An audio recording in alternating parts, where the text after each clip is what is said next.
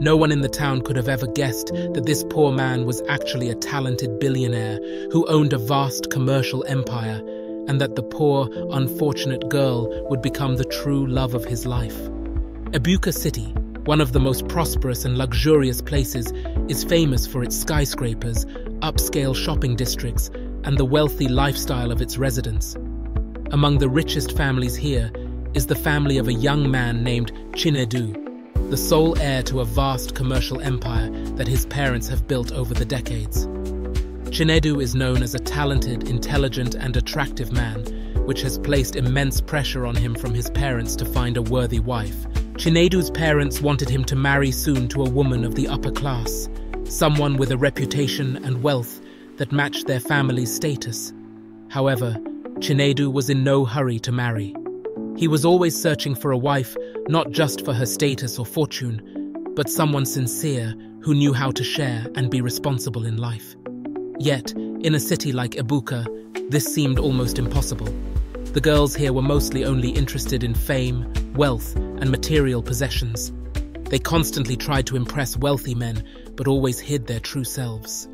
One day, Chinedu decided he would leave the luxurious city behind and disguise himself as a poor man, hoping to find a woman who would love him not for his appearance or his vast fortune, but for who he truly was.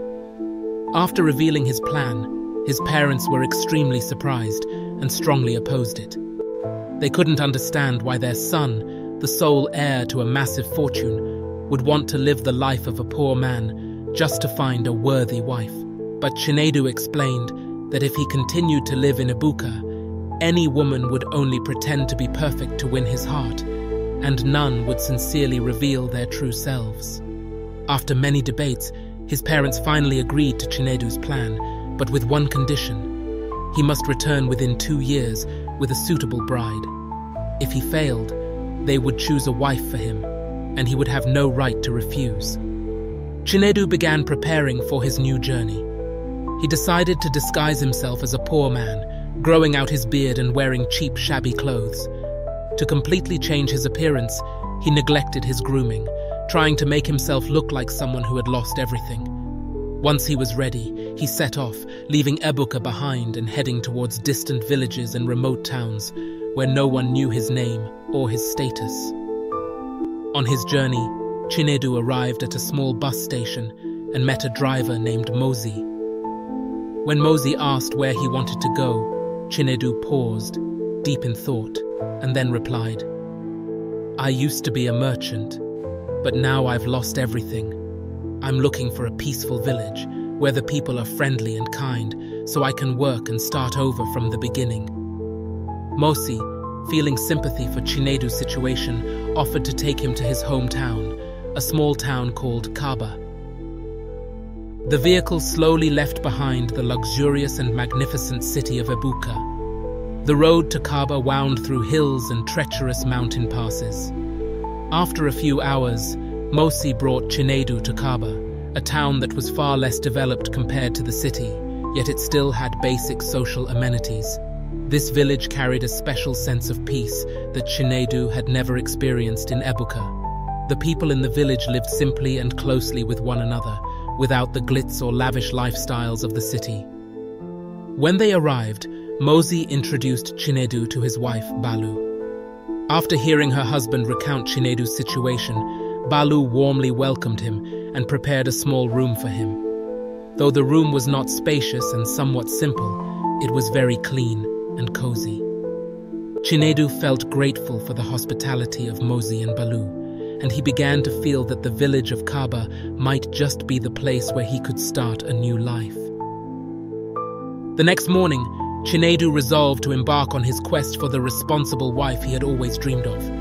He quickly realized that life in the small town of Kaba was vastly different from the city of Ebuka. Here, manual labor such as farming and trading at the market were common and familiar, but Chinedu had never been involved in such tasks before.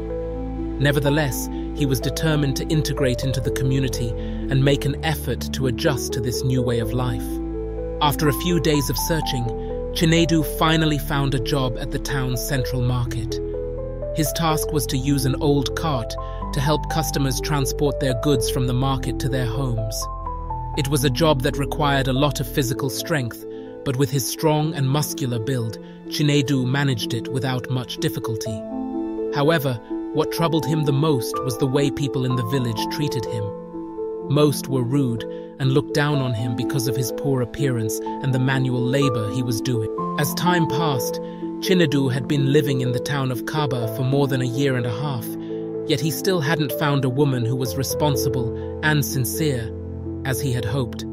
The girls he met in the village, though seemingly simpler than the women in the city, were mostly rude and lacked the qualities of the wife he was searching for. Disappointment gradually took hold of Chinedu, and he began to contemplate giving up and returning to his luxurious life in Ibuka, accepting the wife that his parents would choose for him. One day, during a conversation with Mosi, Chinedu shared his thoughts and desire to find a sincere, responsible wife who could share life's challenges with him. He expressed that he was feeling exhausted and doubted that any girl would take notice of a poor man like him. However, Mosi advised him not to give up. He suggested that Chinedu try visiting a different market, one outside of the central market where he usually worked. Mosi explained that many town residents preferred shopping at the peripheral markets, and perhaps Chinedu might meet new people there. However, Mosi also warned that working as a cart pusher at the outskirts markets. Following Mosi's advice, Chinedu decided to try his luck at a market on the outskirts of town.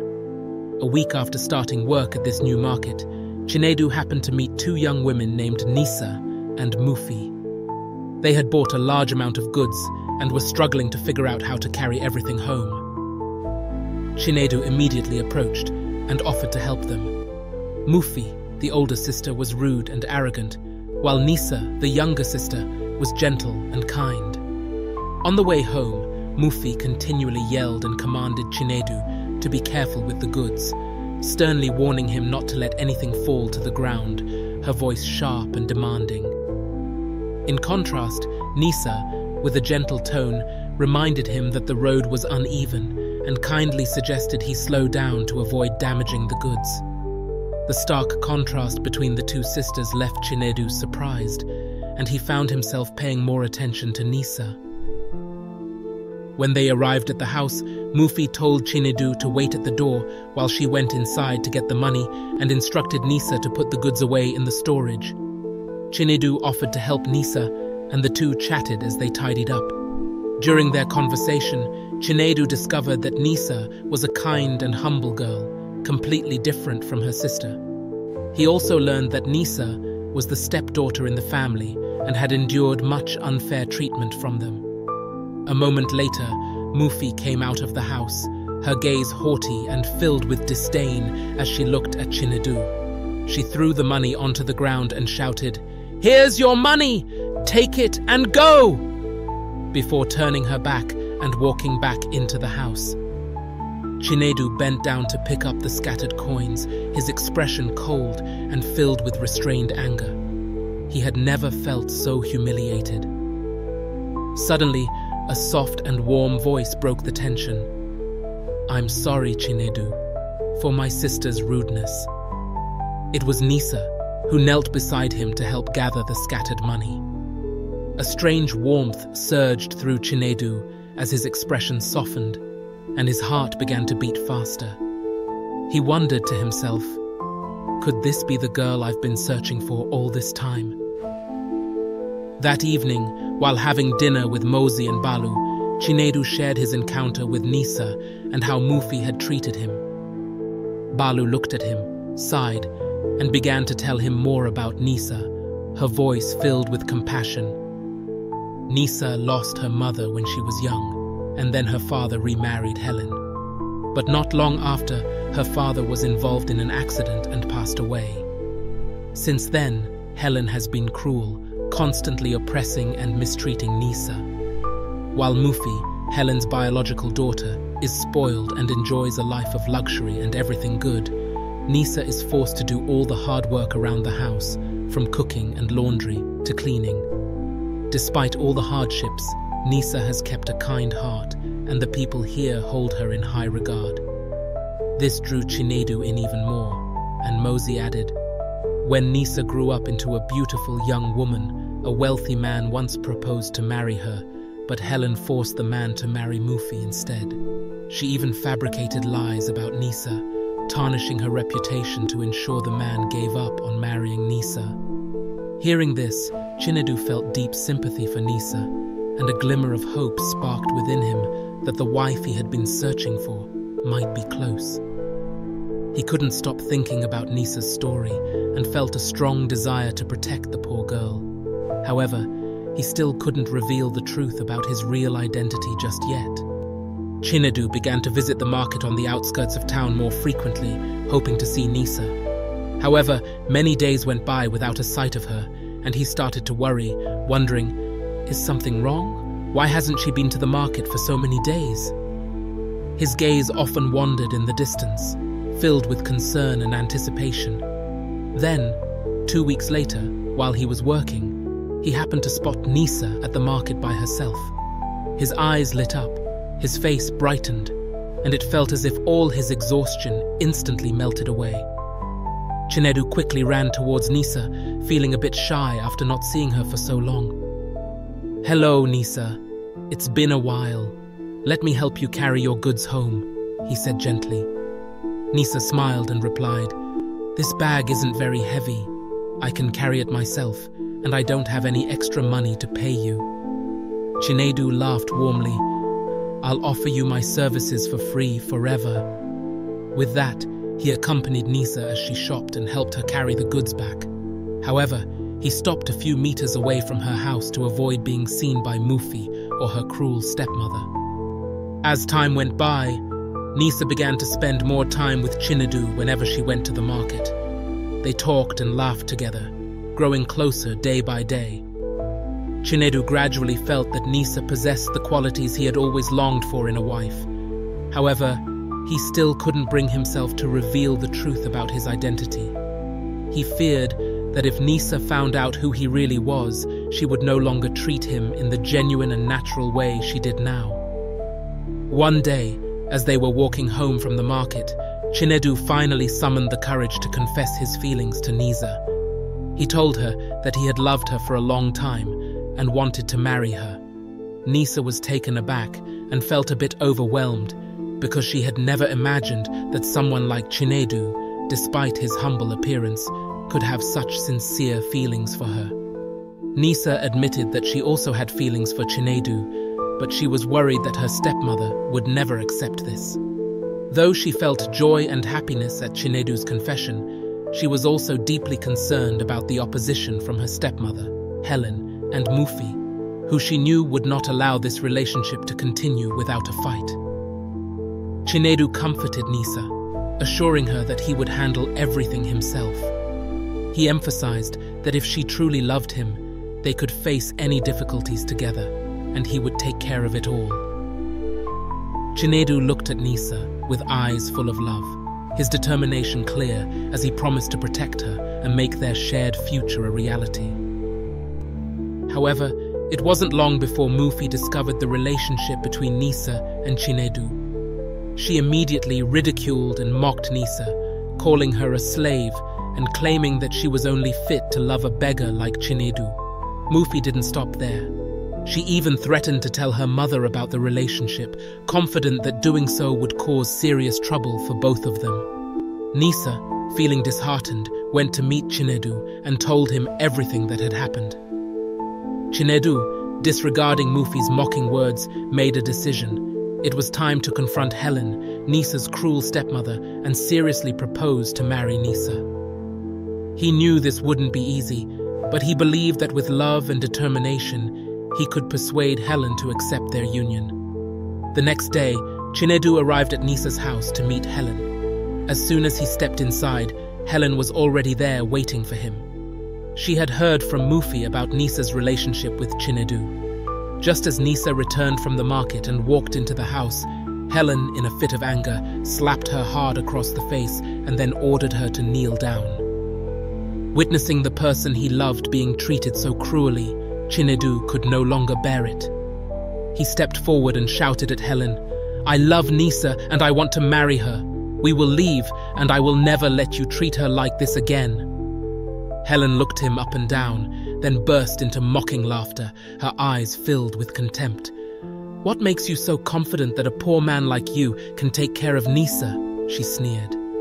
"Take care of her with your rickety cart or the few coins you earn each day." With a mocking tone, she added, "You can't even support yourself, let alone take care of someone else." Despite being insulted, Chinedu remained undeterred. He declared that he was willing to do whatever it took to marry Nisa.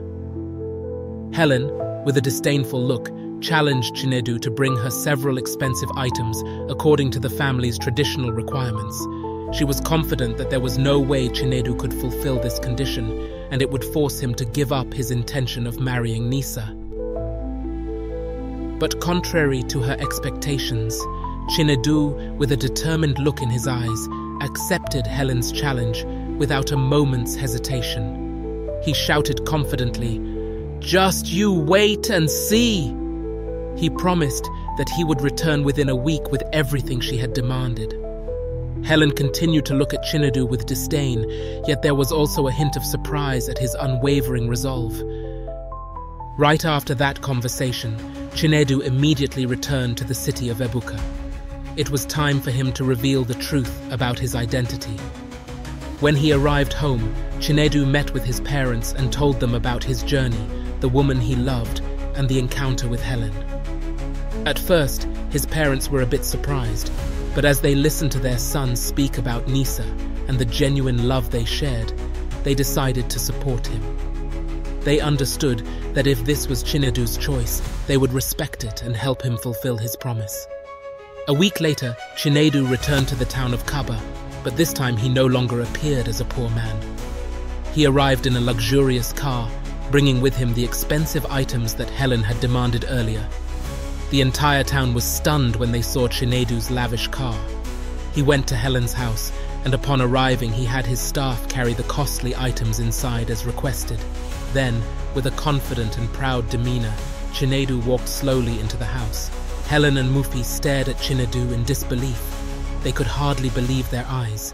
The man they had once looked down upon was, in fact, a wealthy and powerful tycoon. Nisa was astonished, but instead of feeling joyful, she felt betrayed. She couldn't believe that Chinedu had hidden the truth about his identity all this time. Deep down, she feared that everything between them would no longer be as natural and genuine as before. She was also worried that she wouldn't be worthy of someone as wealthy and of high status as Chinedu. Chinedu looked toward Helen, his gaze stern and his voice commanding. "Look at this. Everything you demanded has been delivered. Now, it's time for me to take Nisa away. As for the wrongs you've committed against her, just wait and see. There will come a day when you pay for all of it." Helen stared at Chinedu, and at that moment, the arrogance she once displayed was gone, replaced by a look of shame and apprehension. Chinedu looked at Nisa and saw the worry and confusion in her eyes. He immediately began to explain why he had to conceal his true identity. Gazing at her with warmth and speaking gently, he said, "I wanted to find a woman who would love me for who I truly am, not for my wealth or status. Please forgive me and give me the chance to be your husband, to protect and cherish you for the rest of our lives." His words were full of sincerity and warmth. Finally, after much thought, Nisa understood and accepted Chinedu's explanation. They embraced each other in happiness and began planning their future together. The next day, before returning to the city, Chinedu revisited Mosi and Balu's humble and somewhat worn-down home, where he had stayed for nearly 2 years in search of true love. When Chinedu stepped inside, Mosi and Balu were extremely surprised, not recognizing him in his current appearance. "Excuse me, who are you?" Mosi asked curiously. Chinedu smiled and placed his hand on Mosi's shoulder. "It's me, Chinedu. Don't you recognize me?" he said.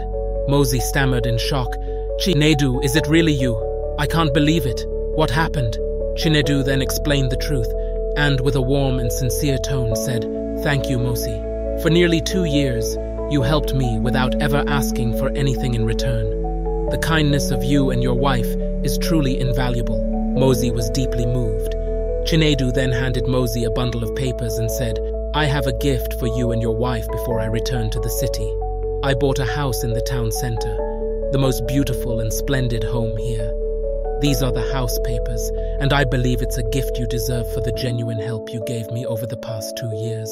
Mosey embraced Chinedu with emotion. Afterward, Chinedu and Nisa set off, leaving the small town of Kaba behind. Chinedu brought Nisa back to the city of Ebuka, where she received the best care and was taken to the finest places for beauty treatments.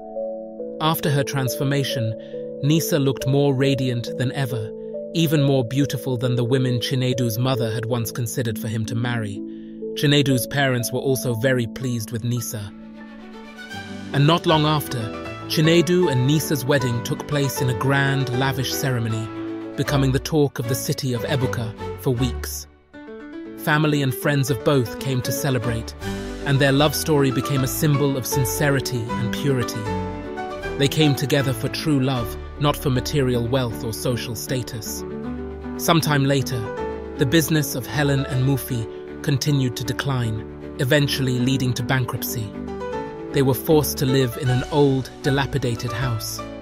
For Helen, this outcome seemed to be the very price Chinedu had warned about, as Nisa, the girl he loved, had endured years of cruelty and harshness under her wicked stepmother. The story of Nisa and Chinedu teaches us about true love, a love that must always be rooted in sincerity and empathy, not in wealth or status. Such love forms a solid foundation that helps us face and overcome all difficulties to reach the shores of happiness. Additionally, it is a lesson about gratitude toward those who help us in times of hardship. The bond between Chinedu and Mosey reminds us to always offer kindness and treat others with sincerity. When we share goodness and compassion with those we meet today, the best things will eventually come back to us.